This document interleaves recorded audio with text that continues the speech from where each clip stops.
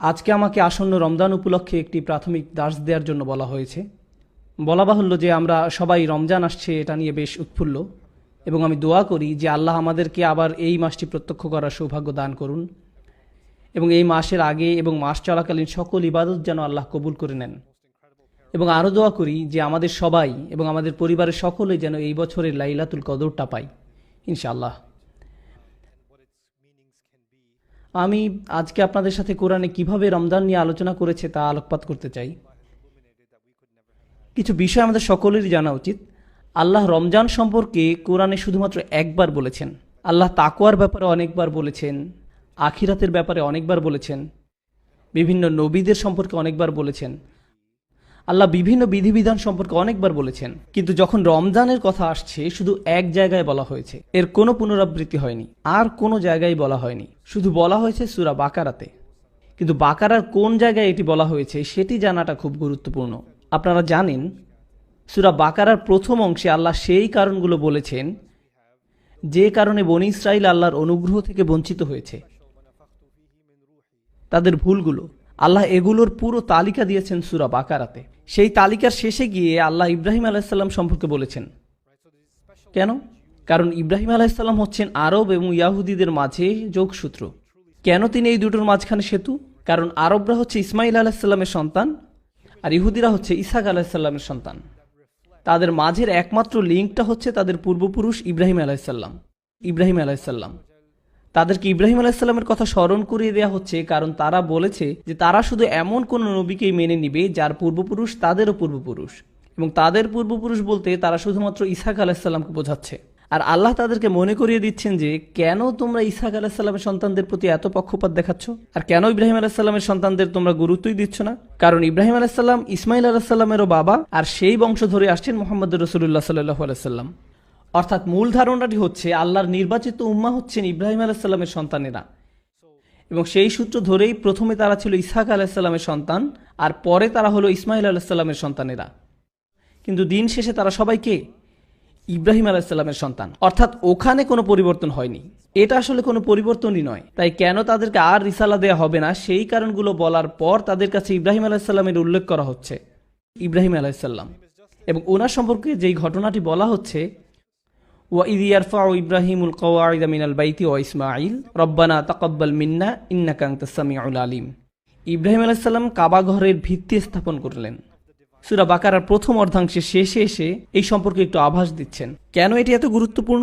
এখানে আল্লাহ কাবা সম্পর্কে একটু আভাস দিচ্ছেন। এটা তৈরি হবার ইতিহাস। ইব্রাহিম আলাইহিস সালাম কাবা ঘরের ভিত্তি স্থাপন করলেন। এর কয়েক আয়াত পরে কি হয়েছে জানেন? আল্লাহ মুসলিমদেরকে নির্দেশ দিচ্ছেন তাদের আর মসজিদুল আকসার দিকে ফিরে নামাজ পড়ার দরকার নেই, তাদের মসজিদুল হারামের দিকে ফিরে নামাজ পড়তে হবে। কিন্তু কাবা ঘরের দিকে ফিরে নামাজ পড়তে হবে এ কথা বলার আগে তিনি বলেছেন ইব্রাহিম আলাইহিসসালাম হচ্ছেন সেই ব্যক্তি যিনি এটা বানিয়েছিলেন। কারণ ইয়াহুদি এবং আমরা মুসলিমরা ততদিন পর্যন্ত কোন দিকে ফিরে নামাজ পড়তাম? আল আকসা। ইহুদিরা যেদিকে ফিরে প্রার্থনা করত আমরাও সেই দিকে ফিরেই পড়তাম, একই দিকে, এই আয়াত আসা পর্যন্ত। এবং তারপরেই মুসলিমদেরকে নির্দেশ দেয়া হচ্ছে কাবার দিকে ফিরে নামাজ পড়তে। এখন আপনারা এটাও জানেন যে রাসূলুল্লাহ সাল্লাল্লাহু আলাইহি ওয়াসাল্লাম যখন মক্কা ছিলেন তখন একই সাথে কাবা এবং মসজিদুল আকসার দিকে ফিরে নামাজ পড়া যেত। কাবার এমন পাশে দাঁড়ানো যাতে কাবা এবং আকসা দুটোই আপনার সামনে থাকে, এটা সম্ভব ছিল। কিন্তু যখন মদিনাতে যাওয়া হলো তখন আর সেই সুযোগটা রইল না। হয় আপনাকে কাবার দিকে ফিরতে হবে, আর অথবা কাবার দিকে পিঠ দিয়ে আকসার দিকে ফিরে নামাজ পড়তে হবে। আপনার পক্ষে এখন আর একসাথে দুই দিকে মুখ করা সম্ভব নয়। রাসূল সাল্লাল্লাহু আলাইহি ওয়াসাল্লাম যখন মক্কায় ছিলেন তখন তিনি একই সাথে দুই দিকে মুখ করতে সক্ষম ছিলেন, আর যখন তিনি মদিনায় গেলেন একদিকেই মুখ করা সম্ভব হলো, এবং তিনি আকসার দিকে মুখ করছিলেন, এবং এটা ছিল ওনার জন্য বেশ পীড়াদায়ক। এই জিনিসটার উল্লেখ আল্লাহ কোরআনে করেছেন। যখন কোরআনে কিবলা পরিবর্তনের আয়াতটা আসলো, قد نرى تقلب وجهك في السماء فلنولينك قبلة ترضاها। নিশ্চয়ই আমি আকাশের দিকে তোমার মুখমণ্ডল উত্তোলন অবলোকন করেছি, তাই আমি তোমাকে ওই কিবলামুখী করাচ্ছি যা তুমি কামনা করছো। যাই হোক, আমি যেই পয়েন্টটা বলতে চাচ্ছি সেটা হলো একটা জাতির পরিচয় হয় তার রাজধানীর পরিচয়ে। আপনি যখন একটি জাতিতে পরিণত হবেন আপনার একটি রাজধানী থাকতে হবে, আর বিশেষত আপনি যদি একটি বড় জাতি হন আপনার একটা বিশেষ রাজধানী থাকতে হবে, আর রাজধানী হচ্ছে এর পরিচয়। ধরুন কোনো একটি দেশের একটি শহর বা একটি গ্রাম কোনো শত্রু বাহিনীর হাতে পতন হলো, সেটা কিন্তু তেমন বড় ব্যাপার না। একটি দেশ পুরোপুরি পরাজিত হয় কখন? যখন কেউ তার রাজধানী দখল করে নেয়। আপনি যখন কারো রাজধানী দখল করে নেবেন তখন ওই দেশের আর অস্তিত্ব নেই। একটি দেশের রাজধানী তার পরিচয় বহন করে। মুসলিমদের জন্য কিবলা আমাদের পরিচয়, এটা আমাদের রাজধানী। মক্কা হচ্ছে আমাদের ইসলামিক রাজধানী, আমরা ওই দিকে মুখ করি। যখন আল্লাহ এই দিক পরিবর্তন করে দিচ্ছেন তখন তিনি আসলে আমাদের বাহ্যিক পরিচয়ের জিনিসটাই পরিবর্তন করে দিচ্ছেন। উনি আমাদের পরিচয় পরিবর্তন করে দিচ্ছেন। এখন মজার ব্যাপার হচ্ছে আল্লাহ চাইলেন ইহুদি এবং মুসলিমদেরকে দুই জাতিতে আলাদা করতে, তাই উনি এর রাজধানী পরিবর্তন করে দিলেন। যেই মাত্র উনি আমাদের রাজধানী পরিবর্তন করলেন আল্লাহ বললেন ওয়াকাযালিকা জাআলনা উম্মাতান ওয়াসাতান, এইভাবে আমি তোমাদেরকে মধ্যম জাতিতে পরিণত করলাম। উনি আমাদেরকে একটি নতুন জাতি হিসাবে পরিচিত করালেন, কারণ এখন আমাদের নিজস্ব রাজধানী আছে। আর একটা জিনিস আমাদের জানা দরকার, যেটা আমি যেই জায়গা থেকে এসেছি সেটা একটা অসাধারণ আলোচনা, যেখানে ইহুদি এবং খ্রিস্টানদের সাথে আমার অনেক কথা হয়। আল্লাহ কোরআনে উল্লেখ করেছেন যে এই কিবলা পরিবর্তনের ব্যাপারটি ইহুদিরা পছন্দ করেনি। ইহুদিরা পছন্দ করেনি। প্রশ্ন আসে কেন তারা এটি পছন্দ করলো না? আপনাদের কারো কি নন মুসলিম বন্ধু আছে? যদি থেকে থাকে তাহলে হয়তো আপনাদের ইহুদি, খ্রিস্টান, হিন্দু বা বৌদ্ধ বন্ধু আছে। আপনি কোন দিকে মুখ করে নামাজ পড়লেন তাতে কি তাদের কিছু এসে যায়? এটা তাদের জন্য কোনো চিন্তার বিষয় নয়। যদি ইহুদিরা ভিন্ন ধর্মের হতো, তারা ভিন্ন ধর্ম, সেক্ষেত্রে মুসলিমরা কিবলার দিক মুখ করে ফিরে নামাজ পড়ুক বা অন্যদিকে ফিরে নামাজ পড়ুক, তাতে তাদের কি আসে যায়? তারা আকসার দিকে মুখ করে পড়ুক আর নাই পড়ুক। কিন্তু আল্লাহ বলছেন সায়াকুলুস সুফাহাউ মিনান নাস মা ওয়াল্লাহুম আন কিবলাতিহিম আল্লাতী কানু, তাদের মাঝে বোকা লোকেরা বলবে কেন তারা তাদের মুখ ফিরিয়ে নিল, কি জন্য তারা যেটাকে একসময় কিবলা মনে করত তার থেকে মুখ ফিরিয়ে নিয়েছে, কেন তারা দিক পরিবর্তন করলো। অন্য কথায় বলা যায় তারা এতে অপমানিত বোধ করেছিল। মদিনার ইহুদিরা অপমান বোধ করেছিল। কেন তারা অপমান বোধ করলো? কেননা তারা ভিতরে ভিতরে ঠিক বুঝতো যে যতক্ষণ তারা আকসার দিকে মুখ ফিরবে ততক্ষণ পর্যন্ত ওটাই রাজধানী থাকবে এবং তারাও আল্লাহর নির্বাচিত লোকদের অন্তর্ভুক্ত থাকবে। কিন্তু যেই মাত্র দিক পরিবর্তন হচ্ছে তখন তারা বুঝতে পারলো যে আগে যা আমাদের রাজধানী ছিল সেটা রাজধানী হিসাবে স্বীকৃত নয়, আমাদেরকে নতুন রাজধানী গ্রহণ করতে হবে। এর অর্থ আমাদেরকে এখন ইব্রাহিম আলাইহিস সালামের অন্য সন্তান ইসমাইলের বংশধরদেরকেও স্বীকার করতে হবে। আমরা আর আমাদের নিজস্ব পরিচয় ধরে রাখতে পারবো না। আল্লাহর দৃষ্টিতে আমাদের উচ্চ আসন আর নেই। এটা দিয়েই প্রমাণিত হয় যে তারাও রাসূলুল্লাহ সাল্লাল্লাহু আলাইহি ওয়াসাল্লামকে রাসূল বলে বিশ্বাস করত। তারা জানতো যে উনি আল্লাহর রাসূল এবং তারা অপমানিত বোধ করছিল। আর এভাবে অপমানিত হয়েই তারা প্রমাণ করলো যে মনের গভীরে তারা মুহাম্মদ সাল্লাল্লাহু আলাইহি ওয়াসাল্লামকে আল্লাহর রাসূল হিসাবে মানে, কিন্তু তা সত্ত্বেও স্বীকার করবে না। এবং সেই কারণেই তাদের বোকা বলা হচ্ছে। বোকা লোকেরা তাদের গোপন মনোভাব ফাঁস করে দিচ্ছে তাদের আচরণ দিয়েই। আর তাই আল্লাহ বলছেন বোকা লোকেরা জিজ্ঞেস করবে কেন তোমরা কিবলা ফিরিয়ে নিচ্ছ। অর্থাৎ প্রথম যেই জিনিসটা আমাদের উম্মাহ হিসেবে আলাদা করেছে তা হলো কিবলা পরিবর্তন। ও আরেকটি কথা, তখন পর্যন্ত আমরা সেই সব দিনেই রোজা রাখতাম যেদিন ইহুদিরা রোজা রাখত। আর এই 5 ওয়াক্ত নামাজের বিধান আসার আগ পর্যন্ত ইহুদিরা যেই সময় নামাজ পড়তো আমরাও সেই সময়ে নামাজ পড়তাম। কেন? কারণ সেটা ছিল মুসা আলাইহিস সালামের শরিয়া। যতক্ষণ পর্যন্ত নতুন শরিয়া আসেনি, যেটা আগে থেকেই ছিল, আমরা সেটাই অনুসরণ করতাম। রাসূল সাল্লাল্লাহু আলাইহি সাল্লাম মুসা আলাইহিস সালামের শরিয়া অনুসরণ করতেন যতক্ষণ না পর্যন্ত ওনাকে ওনার শরিয়া দেয়া হয়েছিল। এখন ইহুদিরা যেই দিন রোজা রাখতো আমরাও সেই দিনই রোজা রাখতাম। আয়াত আসলো ইয়া আইয়ুহাল্লাযীনা আমানু কুতিবা আলাইকুমুস সিয়াম, তোমাদের মাঝে যাদের ঈমান আছে তাদের উপর সিয়াম বাধ্যতামূলক করা হলো। ঠিক আছে, কামা কুতিবা আলাল্লাযীনা মিন ক্বাবলিকুম, যেভাবে এটা বাধ্যতামূলক করা হয়েছিল তোমাদের পূর্বে যারা এসেছিল তাদের উপর। এই লোকেরা কারা? কারা ফরজ ইবাদত হিসাবে রোজা রাখতো? ইহুদিরা, বনু ইসরাইলরা, মুসা আলাইহিস সালামের শরিয়া। তার মানে আল্লাহ বলছেন যে আমাদের পরিচয়ের একটা অংশ ইহুদিদের মতোই। কিন্তু এই সূরাতে ইতিমধ্যে আল্লাহ কাবা পরিবর্তন করে তাদেরকে আমাদের থেকে আলাদা করে ফেলেছেন। উনি আলাদা করেছেন। এখন উনিই বলছেন আমাদের মাঝে সাধারণ একটা যোগসূত্র আছে, রোজা রাখা। আমাদের আর তাদের মাঝে রোজা করাটা সাধারণ ব্যাপার। লাআল্লাকুম তাত্তাকুন, যেন তোমরা তাকওয়া অর্জন করতে পারো। মজার ব্যাপার হলো সূরা বাকারারই প্রথম অংশে আল্লাহ কাদের কথা বলেছেন? যদি আপনারা মনোযোগ দিয়ে থাকেন, কাদের সম্পর্কে? ইহুদি। আর পুরো সময় আল্লাহ তাদের বিরুদ্ধে এই অভিযোগই করেছেন যে কেন তাদের তাকওয়া নেই। পুরো সময়টাতেই তাদের সমস্যা ছিল যে তাদের তাকওয়া ছিল না। আর এখন আল্লাহ বলছেন আমরা তাকওয়া অর্জন করতে পারি। আর এখন আল্লাহ বলছেন তোমাদেরকেও সেই একই জিনিস দেয়া হলো তাদের মতো, যেন আমরা তাকওয়া অর্জন করতে পারি। তো প্রথমে যে আলোচনাটা আমি আপনাদের সাথে করতে চাচ্ছিলাম তা হলো রোজা হচ্ছে এমন একটা জিনিস যা পূর্ববর্তী জাতিরও ছিল, আমাদেরও আছে, কিন্তু প্রশ্ন হলো, কেন আমরাও রোজা রাখি? যেন তাকওয়া অর্জন করতে পারি। তাকওয়াকে বেশিরভাগ সময়ই অনুবাদ করা হয় আল্লাহ ভীতি হিসাবে। তাকওয়া শব্দটি এসেছে উকওয়া থেকে, যার অর্থ হলো সুরক্ষা। সেটা কি? তাকওয়া অনেকটা ইত্তিকার সাথে সমতুল্য, যার মানে সুরক্ষা চাওয়া, যাতে নিজেকে সুরক্ষিত করা যায়। এই কারণেই কিয়ামতের দিন, শেষ বিচারের দিনে সবাই নিজেকে সুরক্ষিত করতে চাইবে। আল্লাহ বলছেন, ফাকাইফা তাত্তাকুনা ইন কাফারতুম ইয়াউমা ইয়াজআলুল উইলদানা শিবা। অতএব তোমরা কি রূপে আত্মরক্ষা করবে যদি তোমরা সেই দিনকে অস্বীকার করো, যেদিন বালককে করে দিবে বৃদ্ধ। তাই আল্লাহ তাত্তাকুন শব্দটি ব্যবহার করেছেন, যাতে আমরা নিজেকে সুরক্ষিত করতে পারি সেটা বোঝাতে। এটা হচ্ছে তাকওয়ার আসল অর্থ। আল্লাহ বলছেন, আল্লাহ তোমাদেরকে রোজার বিধান দিচ্ছেন যাতে তোমরা নিজেকে বাঁচাতে পারো। মানে কি এটার? চলুন বোঝার চেষ্টা করি এটার মানে কি। আমাদের মানুষদের নির্দিষ্ট কিছু প্রশিক্ষণ আছে। আপনি যদি কোনো কিছুতে ভালো করতে চান, তাহলে আপনাকে সেই প্রশিক্ষণের মাঝে দিয়ে যেতে হবে। বিশেষত শারীরিক প্রশিক্ষণ। যেমন ধরুন, কেউ সৈনিক হতে চান বা তারা পুলিশ অফিসার হতে চায়, তখন তাদের কিছু প্রশিক্ষণের মধ্য দিয়ে যেতে হয়, আর তাদের শরীরের সাথে তা অভ্যস্ত হতে শুরু করে। যেমন প্রথম দিকে খুব কঠিন থাকে ব্যাপারটা, আস্তে আস্তে সেটা তাদের জন্য সহজ হয়ে যায়। এই যে প্রশিক্ষণের ধারণাটি, যেটা আপনাকে শেখায় কিভাবে কঠিন পরিস্থিতিতে টিকে থাকতে হবে। ও আরেকটি কথা, এই প্রশিক্ষণকালীন সময়ের অনুশীলনগুলো তুলনামূলক সোজা। যেমন ধরুন, যখন কোনো অগ্নি নির্বাপন কর্মীকে প্রশিক্ষণ দেওয়া হয়, তারা আগুন ধরায় ঠিকই, কিভাবে নেভাতে হবে সেটা শেখানোর জন্য, কিন্তু সেই আগুনটা থাকে নিয়ন্ত্রিত। আসল পরিস্থিতিতে যেরূপ আগুন লাগে, এটা সেরূপ নয়, এটা নিয়ন্ত্রিত। তাই ব্যাপারটা অনেকটা সহজ। তারা হয়তো আপনাকে বিল্ডিং এর উপর থেকে লাফ দিয়ে পড়তে বলবে, কিন্তু সেটা অনেকটা সহজ, এটা বাস্তবের মতো নয়। একই ঘটনা রোজার ক্ষেত্রেও ঘটে। রোজা রাখা অবস্থায় আপনি প্রতিনিয়ত কিছু অনুভব করেন, তাই না?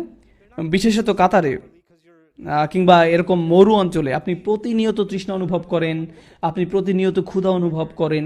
এমন একটি মিনিট যায় না যখন আপনি এরকম অনুভব করেন না। আপনার গলা আপনার সাথে যুদ্ধ শুরু করে, আপনার কণ্ঠনালী যেন চিৎকার করে আপনার কাছে পানি পানি পানি বলে। আপনি পছন্দ করেন বা না করেন, আপনার গলা আপনার কাছে মিনতি শুরু করে, আর আপনি আপনার গলাকে ধমক দিয়ে বলেন, হেই চুপ করো, এখনো মাগরিবের সময় হয়নি। আপনার পেট আপনার সাথে কথা বলতে শুরু করে, অনেক সময় বেশ জোরেই কথা বলে, এই কি হচ্ছে উপরে, খাদ্যের যোগান বন্ধ কেন? অনেক সময় অনেক জোরেই কথা বলে, আর আপনি বলেন, হেই এখনো ফজর, আর তুমি এখনই চিৎকার শুরু করে দিলে। আপনি নিজেই নিজের সাথে কথা বলতে থাকেন। কিন্তু আসলে জানেন কি হচ্ছে? আপনি যখন রোজা রাখেন, আপনার ভিতরে একটি শরীরবৃত্তীয় যুদ্ধ হয়। আপনার গলা আপনার বিরুদ্ধে থাকে, আপনার পেট আপনার বিরুদ্ধে থাকে, আপনার শরীর দুর্বল হয়ে যায় এবং আপনার কাছে মিনতি করে, দয়া করে আল্লাহর অবাধ্য হও। আর আপনি সারাদিন রোজা করেন আপনার শরীরের বিরুদ্ধে যুদ্ধ করে, আর বলেন, না না, আমার অন্তর আল্লাহর কাছে সমর্পণ করেছি, তাই আমার পুরো শরীর যদি কিছু চায়ও আমি তাকে সেটা দিব না। আপনি আপনার অন্তরকে, আপনার শরীরকে নিয়ন্ত্রণ করার প্রশিক্ষণ দেন। যখন আপনি রোজা রাখেন, আপনি এটাই করেন। আমিও এটাই করি যখন রোজা রাখি। কেন এটা গুরুত্বপূর্ণ? এটার মূল উদ্দেশ্য কি? কারণ যখন রোজা শেষ হয়ে যাবে, আপনার অন্তর তখন আপনার শরীরকে নিয়ন্ত্রণ করার জন্য তৈরি হবার কথা। তাই আপনি যেটা ইচ্ছে সেটা খাবেন না, যেখানে ইচ্ছে সেখানে যাবেন না, যেদিকে ইচ্ছে সেদিকে তাকাবেন না। কারণ এই সব আকাঙ্ক্ষাগুলো কার? আপনার শরীরের। কিন্তু আপনি যখন রোজা করেন, তখন কে অনেক শক্ত হয়? আপনার অন্তর শক্ত হয় আর আপনার শরীর দুর্বল হয়। ইন্না যালিকা মিন তাকওয়াল কুলুব। অন্তর হচ্ছে তাকওয়ার বাসস্থান। আপনি যখন আপনার শরীরকে দুর্বল করছেন, তখন আপনি আপনার অন্তরকে শক্ত করছেন। আপনি বিভিন্ন কাজ থেকে নিজেকে বিরত রাখতে শিখছেন। তাই আমার প্রিয় তরুণ প্রজন্ম, যদি আপনি রোজা রেখে বাসায় আছেন আর বসে বসে সিনেমা দেখছেন, তাহলে আপনি আসলে রোজা রাখছেন না। আপনি রোজা রাখছেন না, কারণ আপনার অন্তর এখন আপনার ভুল আকাঙ্ক্ষাগুলোর কাছে হার স্বীকার করছে। রোজা রাখার এই অনুশীলনটার উদ্দেশ্যই হলো যে আপনি প্রতিনিয়ত মনে করবেন যে যেভাবে আমি আমার ক্ষুধা তৃষ্ণার বিরুদ্ধে যুদ্ধ করেছি, আমাকে আমার চোখের আকাঙ্ক্ষার বিরুদ্ধে লড়তে হবে, আমাকে আমার মুখের বিরুদ্ধেও লড়তে হবে, আমাকে আমার জিহ্বার বিরুদ্ধে লড়তে হবে, আমাকে আমার আকাঙ্ক্ষার বিরুদ্ধে লড়তে হবে, আমাকে আমার হরমোনের বিরুদ্ধেও লড়তে হবে, আমাকে এখন আমার সব কিছুর বিরুদ্ধেই লড়তে হবে। এর মাঝে দৃশ্যমান তা হলো খাওয়া আর পান করা থেকে বিরত থাকা। কিন্তু আর সবকিছুই রোজার মাঝে আছে। লাআল্লাকুম তাত্তাকুন। আশা করা যায় তোমরা আল্লাহ ভীরু হতে পারবে। এই জিনিসটাই যদি আমাদের মনে না থাকে, তাহলে বনি ইসরায়েলের সাথে আমাদের আর কোনো পার্থক্য থাকছে না। তারাও রোজা রাখতো, কিন্তু তাদের মাঝে কি ছিল না? তাদের তাকওয়া ছিল না। আপনি যদি এটাই ভুলে যান যে কেন আপনি রোজা রাখছেন, তাহলে আপনি তাই করছেন যা বনি ইসরায়েলরা করত। আল্লাহ আপনাকে বলছেন কুতিবা আলাইকুম আসিয়াম, আলাইকুম মুকদ্দাম, বলা হয় জার মাজরুর মুকদ্দাম, বিশেষত তোমাদের উপর, এখন তোমাদের পালা। আমি তোমাদের তাই দিচ্ছি যা আগের প্রজন্মের ওদেরকেও দিয়েছিলাম, তারা এর থেকে কোনো উপকার পায়নি, তারা তাকওয়া অর্জন করতে ব্যর্থ হয়েছে। আল্লাহ এটাই বলছেন। যখন আমাদের উপর রোজা ফরজ করেছেন এটাই বলছেন। মানুষ যখন রোজার কথা চিন্তা করেন তখন কোন জিনিসটা প্রথম তাদের মাথায় আসে? ইফতারের কথা। তারা ইফতারের কথা চিন্তা করে। রোজা হচ্ছে বাস্তব জীবন মোকাবেলা করার জন্য আপনার প্রশিক্ষণ। যখন প্রশিক্ষণ চলে সেটা অনেক সহজ থাকে, যেমন নিয়ন্ত্রিত আগুন, নিয়ন্ত্রিত পরিস্থিতি। আল্লাহ কি করছেন? আল্লাহ কি রমজানের রোজাকে সহজ করেননি? কারণ উনি শয়তানকে বন্দী করে রাখেন, আমাদের থেকে দূরে সরিয়ে রাখেন না? উনি আমাদের কাজ সহজ করে দেন যাতে আপনার অন্তর নিজেকে নিয়ন্ত্রণ করার একটা সুযোগ পায়। যেই মাত্র রমজান শেষ হয়, ঈদ মুবারক, বলুন তো কি হবে? শয়তান মুক্ত। আর আসল যুদ্ধ শুরু হয় তখন। এতদিন ধরে যে প্রশিক্ষণ নিলেন সেটা এখন কাজে দিবে। কিন্তু যদি আপনি নিজেকে ঠিকমতো প্রশিক্ষিত না করেন, দেখো এখন শুধু তরুণ প্রজন্মকে সাহায্য করার জন্য বলছি, কেউ যখন আর্মিতে যোগ দিতে চায় তাকে শারীরিক প্রশিক্ষণের মধ্য দিয়ে যেতে হয়। তারা তাকে কোনো দেয়ালের উপর দিয়ে লাফ দিতে বলে অথবা দেয়াল বেয়ে উঠে অন্যদিকে যেতে বলে। এখন ধরুন দুইজন লোক মিলিটারিতে যোগ দেবার পর প্রশিক্ষণ নিচ্ছে, একজন দেয়ালের উপর দিয়ে লাফিয়ে গেল আর একজন পাশ দিয়ে হেঁটে ওই পাশে গেল। ধরা যাক এই কাজ তাদেরকে 10 বার করতে হবে, একজন 10 বার লাফিয়ে গেল, অন্যজন 10 বারই অন্য পাশ দিয়ে ঘুরে গেল। এখন তারা যখন আসল রণক্ষেত্রে যাবে এবং তাদের একটি দেয়াল ডিঙাতে হবে, কে যেতে পারবে আর কে পারবে না, বোঝা গেল? তার দুজনই বলতে পারে যে আমি তো আমার কাজ শেষ করেছি। সবাই তাই চায় ফিনিশ লাইনে পৌঁছাতে। আপনিও রোজা রাখবেন, আপনার ভাইও রোজা রাখবে, কিন্তু আপনাদের দুজনের রোজা সমান হবে না, এক হবে না। যে ছেলেটি সত্যিই নিজেকে প্রশিক্ষিত করেছিল আর যে তা করেনি, তারা কি একই ফল পাবে? এখন চলুন সামনে আগাই। আল্লাহ বলছেন আইয়ামাম মাদুদাত, আইয়ামাম মাদুদাত, তার মানে অল্প কিছুদিন। জানেন এর মানে কি? যে আয়াতটি সম্পর্কে আলোচনা করলাম সেটা রমজানের আয়াত নয়, এখনো রমজানের কথা আসেনি। মাদুদাত শব্দটি দিয়ে বোঝায় জাম্মুকিল্লাহ, যার মানে হলো 10-এর নিচে, এর মানে 9 বা তারও কম। এর মানে এই আয়াতটি আগেকার যে রোজা ছিল সেটার কথা বলছে। রমজানের আগের রোজা, যেটা ইহুদিরা যেই দিন করত সেই দিনই ছিল, অথবা হয়তো মাসের মাঝখানের 3টি দিন। এক কথায় অল্প কিছুদিন। আল্লাহ বলছেন আমি তোমাদের উপর রোজা ফরজ করেছি যেমন ফরজ করেছিলাম পূর্ববর্তী নবীদের উপর, মানে একদম তাদেরই মতন। আইয়ামাম মাদুদাত, ফামান কানা মিনকুম মারিদান আও আলা সাফারিন ফাইদ্দাতুম মিন আইয়ামিন উখর। তবে তোমাদের মধ্যে যে অসুস্থ হবে কিংবা সফরে থাকবে তাহলে অন্যান্য দিনে সংখ্যা পূরণ করে নেবে। ওয়া আলাল্লাযিনা ইউতিকুনাহু ফিদিয়াতু তুআমু মিসকিন, যদি তারা তা করতে না পারে কোনো গরিব লোককে খাওয়াবে। এখন আমি আপনাদেরকে মনে করিয়ে দিতে চাই, মনোযোগ দিয়ে শুনুন। রমজানের বিধান আসার পূর্বে যদি রোজা করতে অসমর্থ হতেন তাহলে 2 উপায়ে সেটা পূরণ করা যেত। আল্লাহ মুসলিমদেরকে কি বলেছেন? যে তোমরা 2টি কাজ করতে পারবে। প্রথমটি হলো, আপনি যদি রোজা রাখতে না পারেন তাহলে আপনি কি করবেন? আপনি ওইটা পূরণ করে নিতে পারবেন। আর দ্বিতীয় যে কাজটি করতে পারেন তা হলো গরিবকে খাওয়ানো। 2টা অপশন, 2 উপায়ে আপনি এটার কাফফারা আদায় করতে পারেন। কিন্তু এই 2 উপায়ে কাফফারা দেবার বিধান কি রমজানের বিধানের আগে ছিল নাকি পরে? না, এটা রমজান আসার পূর্বে ছিল। এই আয়াত রমজান সম্পর্কিত নয়। এই আয়াত হচ্ছে মুসলিমরা এখনো রমজান সম্পর্কে জানেই না। তারা শুধু জানে রোজা রাখা যায় যেভাবে ইহুদিরা রোজা রাখতো। আপনি যদি ওই কয়দিনে রোজা রাখতে না পারেন তাহলে আপনি সেটা পূরণ করে নিতে পারেন রোজা রেখে অথবা গরিব কাউকে খাইয়ে। আচ্ছা ঠিক আছে, এখন আপনি যদিও গরিব কাউকে খাইয়েও সেটার কাফফারা আদায় করতে পারেন, আবার নিজেও রাখতে পারেন। কিন্তু আপনি যদি নিজে রাখেন সেটাই আপনার জন্য ভালো। যদিও আমি 2টা পথই খোলা রেখেছি, কিন্তু তুমি নিজে করতে পারলেই সবচেয়ে ভালো। কিন্তু আপনি যদি গরিব খাইয়েও সেটা পূরণ করেন তাতে কোনো দোষ নেই। মনোযোগ দিয়ে শুনুন। সাহাবাদের সময় ওনারা এটাই পালন করতেন। আর যদি রোজা রাখো তবে তোমাদের জন্য বিশেষ কল্যাণকর, যদি তোমরা তা বুঝতে পারো। এখন আসছে রমজানের কথা। আমি চাইছিলাম আপনারা প্রথমে এই পটভূমিটুকু বুঝুন। যখন মুসলিমরা প্রথম রোজার কথা শুনলো, সাহাবারা রাদিয়াল্লাহু তাআলা আনহু যখন রোজার কথা জানতো, তা ছিল 10 দিনের কম সময়। এটা হলো প্রথম কথা। আর দ্বিতীয়, এই রোজা যদি কেউ করতে অক্ষম হতো তাহলে তা পূরণ করার 2টা বিধান ছিল। আপনি যদি পারেন তাহলে সেটা নিজেই রেখে পূরণ করুন, কিন্তু আপনার জন্য আরেকটি বিধানও রয়ে গেছে। এখন আল্লাহ বলছেন শাহরু রমাদান, রোজার মাস। পরের আয়াত, এটি হচ্ছে কোরআনে রমজানের রোজা রাখা বিষয়ক একমাত্র আয়াত, একমাত্র এটি। আল্লাযী উনজিলা ফীহিল কুরআন, আগেও বলেছি, যখন মানুষ রমজানের কথা চিন্তা করে প্রথম কোন জিনিসটা তাদের মাথায় আসে? ইফতার, পাকোড়া, সামোসা। বাসায় যথেষ্ট কেচাপ আছে কিনা সেটা দেখতে হবে।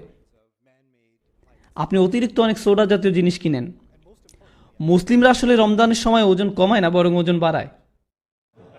right? এটাই আমাদের নিয়ম।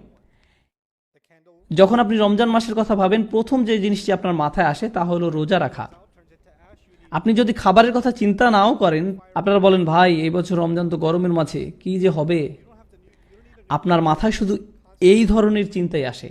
আল্লাহ কোরআনে বলছেন, প্রথম যেই জিনিসটা রমজান শব্দ শুনলেই আপনার চিন্তা করার কথা ছিল তা হলো শাহরু রমাদান আল্লাযী উনজিলা ফীহিল কুরআন। আল্লাহ এটা বলেননি যে তাতে তিনি রোজা ফরজ করেছেন, বলেছেন আল্লাযী উনজিলা ফীহিল কুরআন, সেই মাস যাতে কোরআন নাজিল করা হয়েছিল। রমজান সেই মাস যাতে কোরআন নাজিল করা হয়েছিল। যেই কারণে রমজান একটি বিশেষ মাস, তা রোজা নয়। রমজান এই কারণেই বিশেষ, কারণ এই মাসে কোরআন নাজিল হয়েছিল। আল্লাহ এটি আমাদের বলছেন।